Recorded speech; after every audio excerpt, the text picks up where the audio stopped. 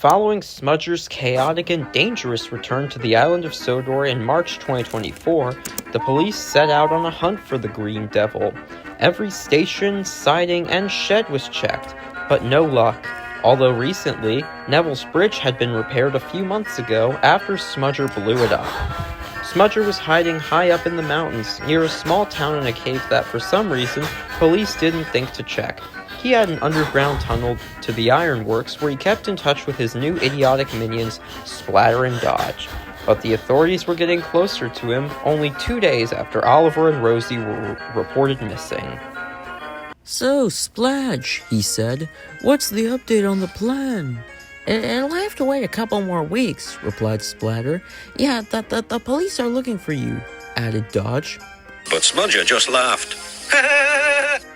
"I understand. I've ordered a disguise that I'll put on after I get some engines in trouble at the mountains above Peeling Gulch.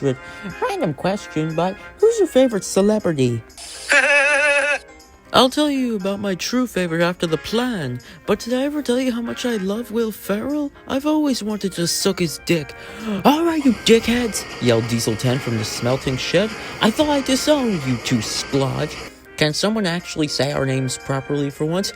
I don't care, the green asshole you're friends with, Sludger, is it? I don't care. Is a fucking idiot. Anyways, after he has that disguise I heard you mentioning, you're out of here. You have to go to the mountains. Pinchy, you can suck my fucking dick." Now, I don't care much about you steam engines, but if you're not out of here by tomorrow night, expect a stick to be shoved up your ass. Smudger shockingly took this seriously. The next morning, his disguise had arrived, and it made him look like a normal van. He left with 2 scrapped engines later in the day, as did Splatter and Dodge. That evening, Sir Topham Hatt came to the sheds, driving Elizabeth. "The authorities are continuing their search for Smudger on the island, and they're getting closer." "Excuse me, sir," asked Elizabeth, "but do you think Oliver and Rosie being missing could have something to do with it?" "Potentially. Elizabeth, given Oliver and Rosie were announced to be missing right around the same time, the authorities announced they're getting closer to finding Smudger. It can't be a coincidence. They will be rescued, and Smudger will be dealt with accordingly." He then turned to the engines. "I need some engines to go on a search to the most desolated parts of the island to look for Smudger. I will have you equipped with the finest weaponry to protect you. Would anyone be interested in doing so?"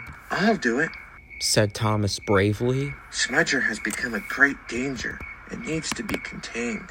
"And I'll help," chipped in Percy. "You can't do this alone, Thomas. We may have our differences, but I don't want you getting hurt up there. I'll help you." "I appreciate your bravery, you two.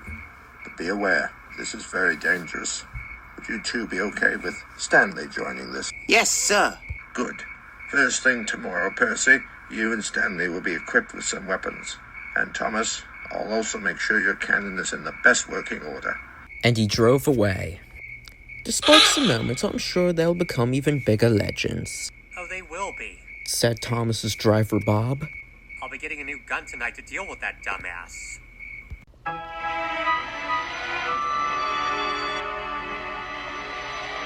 The next morning after they were equipped with their weapons, they went to Knapford Station.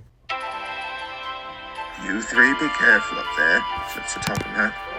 "I don't doubt your bravery and strength, but Smudger is dangerous." "Yes, sir," said the engines in unison. Stanley then piped up. "I do hope we can also find Oliver and Rosie. I really hope they're not hurt." "Keep an eye out for them while you look for Smudger. The authorities will be on the lookout for them too." Edward then spoke to Thomas. "You've come a long way since your early days here, Thomas. I'm proud of you for doing this. You're doing our railway a huge favor. But as Sir Topham Hatt said, be very careful out there. If you get lost or in trouble, my driver will give yours his number so I can come and help you." "Thanks, Edward. You're a true inspiration." I try. Henry also wanted to talk to them. "I know we haven't had the best experiences at times, but I do care about you. You work hard, are caring, and understanding engines despite some moments, and even if you don't catch Smudger, I admire your commitment and persistence." "Thank you all. It means a lot to all of us." And soon the 3 tank engines set out of the station. "You got this!" cheered Toby as they left. "Keep up the persistence and strength I know you all have. Thomas, Percy, and Stanley started their journey down the main line.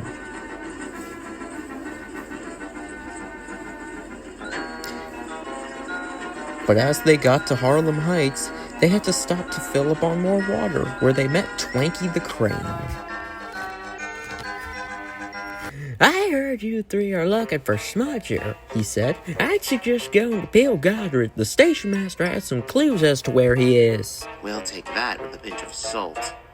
Puffed Percy cynically. Wait, what did he do again? Stanley asked curiously. He made a joke that was so immoral and illegal, it was taken as a f***ing declaration of war. Netford Harbor went down in flames that night. Thankfully, nobody was killed. Oh, I remember that now. I backed out after Spencer left the shed, not wanting to go to war with a crane.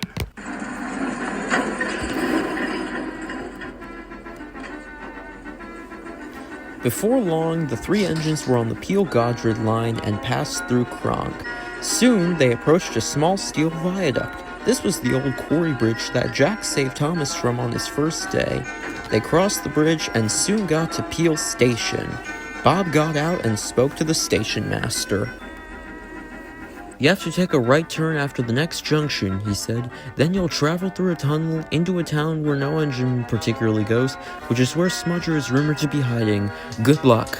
Here we go.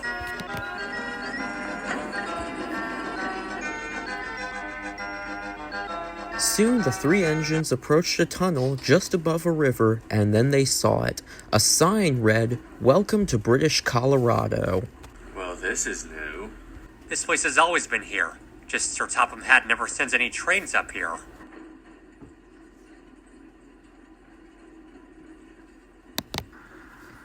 It makes sense this town is called that. Murmured Thomas as they passed through the town's airport.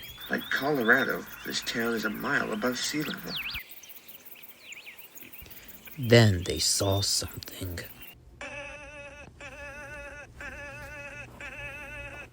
It's Smudger. If you want me, you'll have to catch me. The engines raced under a bridge and up a steep slope towards Smudger, and Thomas led by firing his cannon, only for Stanley to get diverted onto another line and crash into some trucks, falling onto the ground below. Hey, just keep chasing him. But as Thomas and Percy reached the top of the hill, they didn't see Smudger anywhere. Did he fucking vanish into thin air? Thomas said nothing as his driver applied the brakes. Then he realized he couldn't stop. What's happening? I slipped on some oil, and holy fuck!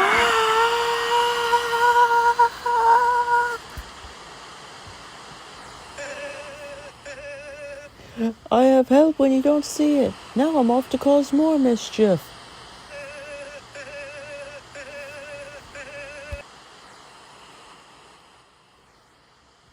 Is everyone all right?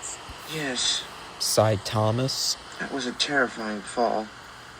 Hey, is that who I think it is? We did not fucking find Smudger's hideouts. Gasped Bob in shock. This must be where Oliver and Rosie were last seen. Where are Oliver and Rosie? We are Scorching Tiger! Yelled a man. We are not obligated to release them. Bob then pulled out a shotgun. I suppose blowing those bitches' heads off might release them. Percy, tell your firemen to go call for help. We're gonna be here for a while. To be continued.